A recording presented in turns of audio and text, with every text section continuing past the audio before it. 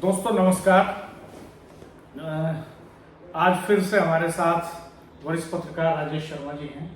राजेश भाई साहब, आपका स्वागत है। बहुत बहुत धन्यवाद। और कल प्रधानमंत्री नरेंद्र मोदी बनारस में थे। बनारस उनका निर्वाचन क्षेत्र है। पिछली बार तो प्रधानमंत्री बम्पर वोटों से वहां जीते थे, लेकिन इस बार उनकी जीत का अंतर भी काफी घटा वहां। तो यूपी के विधानसभा उपचुनाव से पहले प्रधानमंत्री ने वहां बहुत सारी मीडिया की भाषा में कहें तो सौगातें दी हैं। और वहां उन्होंने एक महत्वपूर्ण बात ये कही कि मैं परिवारवाद का खात्मा करना चाहता हूं, और परिवारवाद का, राजनीति में परिवारवाद का खात्मा करने के लिए मुझे 1 लाख नौजवानों की जरूरत है। मैं 1 लाख नौजवानों को नेता बनाने जा रहा हूं। ये बहुत बड़ी खबर है और इसको आज सारे प्रमुख अखबारों ने पहले पेज पर लिया है। तो राजेश भाई साहब, मैं आपसे जानना चाहता हूं कि हम अपने समाज में आदर्श किसको मानते हैं?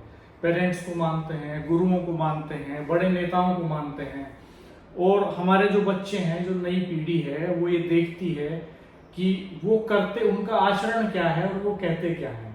जैसे शुरू से ही पढ़ाया जाता है कि भाई सदा सच बोलो, और अगर पेरेंट्स सच नहीं बोलते, वो झूठ बोलते हैं, तो बच्चे पकड़ लेते हैं उसको। बिल्कुल, वो भी सीख लेते हैं उसको। तो एक आदर्श, जैसे देवीलाल कहा करते थे, चौधरी देवीलाल उप प्रधानमंत्री रहे, भारत के, हरियाणा के मुख्यमंत्री रहे, बड़े नेता थे और कम पढ़े लिखे आदमी थे, लेकिन वो ये कहा करते थे कि लोकतंत्र में लोकराज लोकलाज से चलता है। बिल्कुल, ये लोकलाज थी कि भाई झूठ नहीं बोलना है और कोई ऐसी बात नहीं करनी है, कोई ऐसा वादा नहीं करना है, कोई घोषणा पत्र में ऐसी चीज शामिल नहीं कर लेनी है जिसको पूरा नहीं करना है।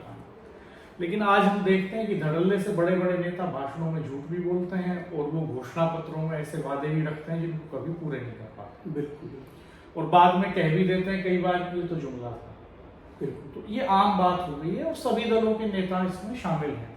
तो प्रधानमंत्री जो कह रहे हैं, मैं उसको आपसे जानना चाहूंगा कि प्रधानमंत्री ने कहा कि वो 1 लाख युवाओं को नेता बनाना चाहते हैं। तो प्रधानमंत्री की अपनी जो पार्टी है उसमें परिवारवाद की क्या स्थिति है? क्या उसमें परिवारवाद खत्म कर दिया उन्होंने? क्या उसमें जो नई पीढ़ी के नेता हैं, जो युवा नेता हैं, जो सामान्य कार्यकर्ता से, जो एबीवीपी में आते हैं, जो युवा मोर्चा में आते हैं, जो संघ के थ्रू आते हैं, जो 10 साल 20 साल अपनी जवानी खपाते हैं, दरी बिछाते हैं, लाउड स्पीकर लगाते हैं, रैलियों में मुखौटे लगा के प्रधानमंत्री के मंचों के सामने और बड़े नेताओं के मंचों के सामने मैं भी मोदी का नारा लगाते हैं, सेल्फी लेते हैं, सोशल साइट्स पे कमान संभालते हैं, क्या उनको टिकट मिल पाते हैं?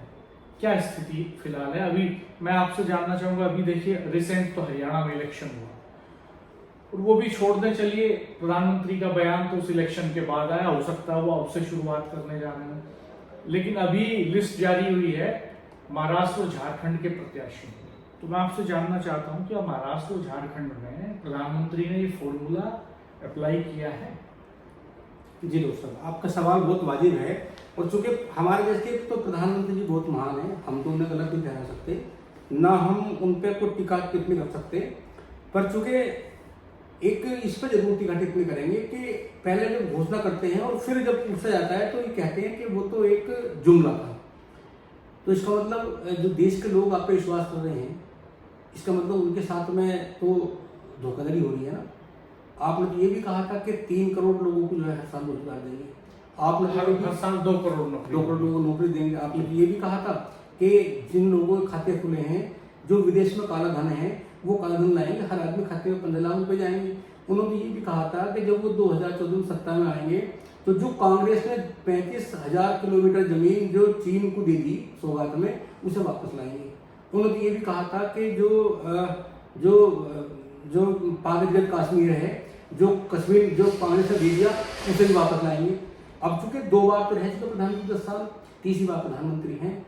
अब ये एक नया जो कल बात हुई कि 1 लाख युवाओं को राजनीति में लाएंगे, तो युवाओं को तो नौकरी दे दी, पहले नौकरी दे दी युवाओं को। अब ऐसे जो युवा हैं वो पार्टी में आ जाएंगे और जो फर्जीवाड़ा है, भ्रष्टाचार है, उसे दूर कर देंगे। अब राणा जी, मैं अगर बात करूं तो आप सहारनपुर से लेकर गाजीपुर तक की बात करूं, उत्तर प्रदेश की बात करूं, जिन लोगों को, जो लोग मेंबर ऑफ पार्लियामेंट बने हैं, उनका भाजपा का कितना, उनकी भाजपा की कितनी उम्र है, मतलब भाजपा ज्वाइन करने के बाद में वो कितने दिन से भाजपा ज्वाइन की, और ऐसे लंबी फहरिस्त है कि जिनके 60 साल गुजर गए पूरी चद्दर बिछाने में, उन्हें एक पार्षद तक टिकट नहीं दिया गया।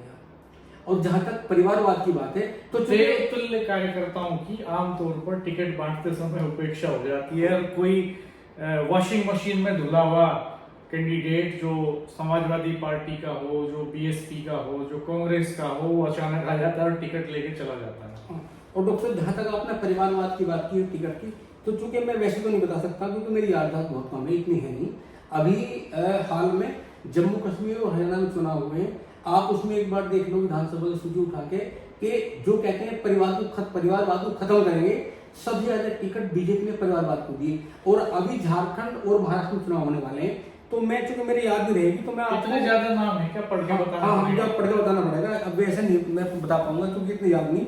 अभी मैं महाराष्ट्र के लिए करता हूँ, अभी महाराष्ट्र की केंद्रीय पहले सूची जारी की है, मैं उसमें बताऊंगा कि किस किस को टिकट मिला है और परिवारवाद किस में है। कहने और करने में कितना अंतर है, कथनी और करने में, इसका अंदाजा इस बात पर लगेगा। मैं एक बार आप सूची बता दूं, ये महाराष्ट्र की सूची है। आप लोग बताओ कि यहाँ पूर्व मुख्यमंत्री बीजेपी के सांसद अशोक चौहान की बेटी जया चौहान को टिकट मिला है मुंबई से, और मुंबई के बीजेपी अध्यक्ष आशीष शेलार के भाई विनोद शेलार को टिकट मिला है। पूर्व केंद्रीय मंत्री राव साहब दानवे के बेटे संतोष दानवे को प्रत्याशी बनाया गया है। सिंधे गुट की शिवसेना के नेता पर फायरिंग करने के कारण जेल गए बीजेपी विधायक बबन राव पचपुते की पत्नी प्रतिभा सतपुते को श्रीगोंडा से प्रत्याशी बनाया गया। बीजेपी पूर्व केंद्रीय मंत्री के जो नारायण राणे हैं, इनके बेटे नीतीश राणे को कंकावली सीट से दोबारा से प्रत्याशी बनाया गया है। पार्टी के राज्यसभा सांसद धनंजय महाडिक के छोटे भाई अमन महाडिक को टिकट दिया गया है। पूर्व सीएम शिवाजीराव पाटिल निगलेकर के पोते संभाजी पाटिल नीलगेंकर को पार्टी ने टिकट दिया है। पूर्व सांसद अनिल सिरोल के बेटे सिद्धार्थ सिरोल को प्रत्याशी बनाया गया है। चिचवाड़ में दिवंगत विधायक लक्ष्मण जगताप की पत्नी अश्वनी को टिकट काटकर उनके भाई शंकर जगताप को दिया गया है। राज्यपाल हरिभाऊ जावले के राजवंश में लंबे समय तक रहे अमोल जावल को टिकट दिया गया है। बीजेपी पार्टी के वरिष्ठ नेताओं में परिवारों को तवज्जो देकर इतना बड़ा सियासी दांव चला है कि टोटल परिवारवाद की बात है। अभी और नाम है, मैं आपको बता दूं एक बार, और ये तो अभी मैं महाराष्ट्र की पढ़ रहा हूँ, अभी लंबी सूची है, मैं महाराष्ट्र की पढ़ रहा हूँ, महाराष्ट्र की लंबी सूची है। इसके बाद में फिर झारखंड की बात है, झारखंड में उसकी लंबी है। तो कई बार तो ऐसा लगता है कि जब मंचों पे, दरअसल डॉक्टर साहब की बात क्या है, पूरा देश विश्वास करता है देश के बड़े नेताओं पे, और जब देश के बड़े नेता मंच में झूठ बोलते हैं, उनका एनालिसिस करते हैं, तो दिल बहुत दुखता है। उन्हें लगता है कि हम अक्लमंद हैं, इस देश में कोई एनालिसिस नहीं कर सकता। चलिए, हो सकता, हम तो ये उम्मीद करेंगे, प्रधानमंत्री हैं तो हम सवाल नहीं करेंगे उन पर ज्यादा, लेकिन हम ये उम्मीद करेंगे कि शायद महाराष्ट्र और झारखंड की लिस्ट भी पहले आ गई होगी। महाराष्ट्र और झारखंड की लिस्ट अभी तय हो गई होगी, प्रधानमंत्री जी ने तो कल ही जो है ये महाराष्ट्र के नाम दिए हैं मैंने, जो टिकट, जो प्रत्याशी टिकट घोषित किए हैं, ये महाराष्ट्र की सूची है। अभी कहूँ तो मैं आपको झारखंड का सुना दूंगा, हो सकता है झारखंड की भी लंबी सूची है। झारखंड में क्या है सीन, थोड़ा मैं आपको झारखंड की बता दूं। झारखंड में विधानसभा चुनाव चूंकि वो भी महाराष्ट्र के साथ हैं, इसमें 10 सीटें में जो ये मैं आपको बता दूं कि इसमें चार पूर्व मुख्यमंत्री जो हैं, सीएम चंपाई सोरेन है, और रघुवर दास है, अर्जुन मुंडा है, और मधु कोड़ा के पुत्र, बहू और पत्नी को, मतलब 4 जो पूर्व मुख्यमंत्री थे, इनके किसी बेटे को टिकट दिया, इनके बेटे बहू को टिकट दिया गया, इनके परिवार के लोगों को टिकट दिया गया। और 5वें सीएम बाबूलाल मरांडी खुद धनबाद सीट से, और चंपाई सोरेन सराय केला सीट से चुनाव मैदान, लगभग 12 से 15 टिकट झारखंड में उन्हें दिए गए, जो पूर्व मुख्यमंत्री या पूर्व मंत्री या भाजपा के प्रदेश, उनके नाती, उनके बेटे या बेटे की बहू, इन्हें टिकट दिया गया है। अब कहने की बात क्या है, अब मंच तो कुछ भी कहें, मुझे लगता है कि भाजपा से बड़ा परिवारवाद तो इस देश में किसी भी पॉलिटिकल पार्टी में नहीं है। कई बार लोग सपा पे बोलते हैं, तो सपा के आप गिन लो कि सपा में कितने हैं, कांग्रेस में आप गिन लो कितने हैं, है तो सभी पार्टियों में परिवार, लेकिन जैसे हम सपा को देखते हैं या जैसे हम बीएसपी में देखते हैं, तो उत्तराधिकारी बनाती हैं बहन जी, तो अपने परिवार के सदस्य कोई बनाती हैं। कांग्रेस में भी देखते हैं, लेकिन बीजेपी के बारे में बात हम इसलिए कर रहे हैं कि बीजेपी पार्टी विद डिफरेंस है, वो ये कहते हैं कि हम परिवारवाद वाली पार्टी नहीं है। परिवारवाद कांग्रेस के भीतर है, परिवारवाद समाजवादी पार्टी के भीतर है, और प्रधानमंत्री मोदी सार्वजनिक तौर पे रैलियों में, सभाओं में उनके परिवारवाद पे सवाल उठाते हैं। तो हम यहाँ ये चर्चा इसलिए कर रहे हैं ताकि हम ये देख सकें कि जो लोग परिवारवाद के बारे में बात कर रहे हैं उनके परिवारों की स्थिति क्या है, उनके भीतर की सवाल इस बात का है, सपा हो, बसपा हो, कांग्रेस हो या और दल हो, हम उन पे इसलिए सवाल खड़ा नहीं कर रहे हैं क्योंकि वो कहते नहीं है कि हम परिवारवाद को खत्म करेंगे। निश्चित सवाल इस बात का है कि जब बीजेपी के बड़े नेता, जब बीजेपी के राष्ट्रीय अध्यक्ष, प्रधानमंत्री, गृह मंत्री, मुख्यमंत्री मंचों से ये बोलते हैं कि वो परिवारवाद खत्म करेंगे, और जब टिकट वितरण का मामला आता है तो पता चलता है कि सबसे ज्यादा टिकट बीजेपी परिवार में बांटती है। और बीजेपी के जो सहयोगी दल हैं उनमें भी खूब परिवारवाद है। हाँ, चिराग पासवान हो, बिल्कुल, या जो है वो जिस पीडीपी के साथ उन्होंने सरकार बनाई थी जम्मू कश्मीर में, महबूबा मुफ्ती हो, तो वो भी सब परिवारवाद का ही रिजल्ट है। और खैर ये सब चलता है सियासत में, कहने और करने में नेताओं के फर्क रहता ही है। और एक सूची और आपने यहाँ इकट्ठा कर रखी है इसमें कि जो बड़े नेता हैं उनमें भी तमाम लोग हैं, जैसे प्रमोद महाजन की बेटी पूनम महाजन बिल्कुल एमपी हैं, सुषमा स्वराज की बेटी बांसुरी स्वराज एमपी हैं, कल्याण सिंह के बेटे एमपी थे, हार गए, और उनके पोते मंत्री हैं यूपी की सरकार में। कल्याण सिंह उनके बेटे, उनके पोते। हाँ, और नाथुराम मिर्धा की पोती को, ज्योति मिर्धा को भी चुनाव लड़ाया उन्होंने। और हम देखते हैं कि अनुराग ठाकुर जो है वो पूर्व मुख्यमंत्री जयराम ठाकुर के बेटे हैं, और राजनाथ सिंह जी के बेटे जो पंकज सिंह जी हैं वो भी हैं। तो ऐसे तमाम लोग, बड़े नेता भी हैं जो बड़ी फहरिस्त है, ये भी एक लंबी लिस्ट है बीजेपी में परिवारवाद की। और हरियाणा में तो बड़े पैमाने पे भाजपा ने ये किया ही, अभी हमने देखा कि कुलदीप बिश्नोई के बेटे भव्य बिश्नोई को वहां पे चुनाव मैदान में उतारा, करतार सिंह भड़ाना के बेटे मनमोहन सिंह को चुनाव मैदान में उतार दिया, वहां उन्होंने समालखा से टिकट दिया, वो विधायक भी बन गए। राव इंद्रजीत सिंह की बेटी जो है आरती राव को अटेली से चुनाव मैदान में उतारा। किरण चौधरी की बेटी को तो शाम से टिकट भी दिया और वो विधायक चुनी गई, तो उनको मंत्री भी बना लिया है। ये परिवारवाद नहीं, बीजेपी के लिए परिवारवाद नहीं है, और सतपाल सांगवान दूसरी पार्टी के लिए है। सतपाल सांगवान एक पूर्व कैबिनेट मंत्री वहां के हैं, उनके बेटे सुनील सांगवान को भी चरखी दादरी से लड़ाया पार्टी ने। तो तमाम लोगों को पार्टी ने वहां लड़ाया है, परिवारों के नेताओं को। दरअसल भारतीय लोकतंत्र में, भारतीय राजनीति में एक ये बड़ा सवाल रहा है कि नौजवानों के लिए जब जेपी का मूवमेंट था तब तमाम युवा नेता पॉलिटिक्स में आए थे और आंदोलन के जरिए आए थे। और हम देखते हैं कि अभी जो लालू यादव हो, चाहे शरद यादव हो, नीतीश कुमार हो, जॉर्ज फर्नांडिस हो, सब तमाम बड़े नेता उस आंदोलन से निकले थे।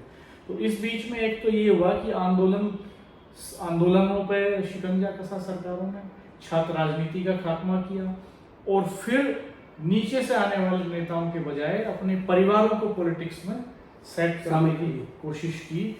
भले ही योगी आदित्यनाथ जी का कोई अपना परिवार नहीं हो, भले ही मोदी जी ये कहते हो कि मेरा ये देश ही मेरा परिवार है, लेकिन उनकी पार्टी के जो तमाम बड़े नेता हैं उनके बेटे बेटियों को वो सांसद विधायक बनाने में कहीं पीछे नहीं है। नहीं, बिल्कुल नहीं। तो ये चिंता की बात है। मेरी नजर भी जब सुबह इस खबर पे पड़ी तो तभी मैंने आपसे चर्चा की कि आज इस पे चर्चा करना बहुत जरूरी है, कि चूंकि महत्वपूर्ण बात है। नहीं, वो प्रधानमंत्री एक महत्वपूर्ण मतलब ये भी है कि जो 1 लाख युवाओं को राजनीति में भर्ती करेंगे भाजपा में जी, मतलब वो सेना के रूप में रहेंगे बीजेपी में, या वो कई विधायक सांसद ही बनेंगे? उन्होंने कहा कि नेता बनाएंगे, परिवारवाद का खात्मा करेंगे, उनको नेता बनाएंगे।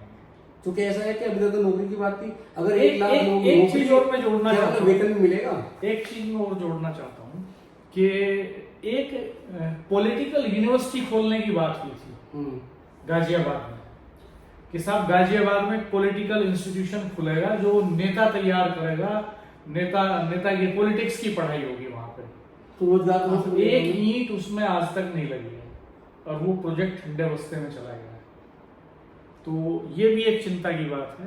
तो ये कुछ बड़े सवाल हैं जिन पर हमें पब्लिक डोमेन में, दरअसल जनता जब तक नेताओं की बात चुपचाप सुनती रहती है, उनसे सवाल नहीं करती है, क्रॉस क्वेश्चन नहीं करती है, तो तब तक राजनीति में ऐसी घटनाएं होती रहती है और मंचों पे नेता ऐसी हास्यास्पद बातें कह करके पूरी शान से निकलते रहते हैं, आते जाते रहते हैं, और मीडिया बड़े पैमाने पर उनको ग्लैमराइज करके छापता भी रहता है।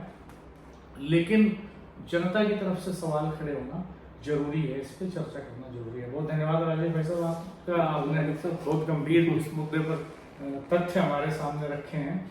और मित्रों, आप सब कमेंट बॉक्स में कमेंट करके हमें बताइएगा कि आपकी क्या राय है, आपका नजरिया क्या है, आप इसको कैसे देख रहे हैं, क्योंकि आपकी राय बहुत महत्वपूर्ण है, आपके कमेंट्स बहुत वैल्यूएबल हैं।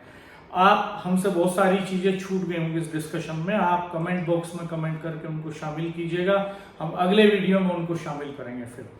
धन्यवाद। आप इस वीडियो को, चैनल को सब्सक्राइब कीजिएगा, बेल आइकन को प्रेस कर दीजिएगा, वीडियो को मित्रों के साथ शेयर कीजिएगा, और राजेश भाई साहब के चैनल सेव इंडिया न्यूज़ को भी सब्सक्राइब कीजिएगा, ताकि आपको वहाँ बहुत इस तरह का बहुत सारा कंटेंट देखने को मिल सके। धन्यवाद, नमस्कार।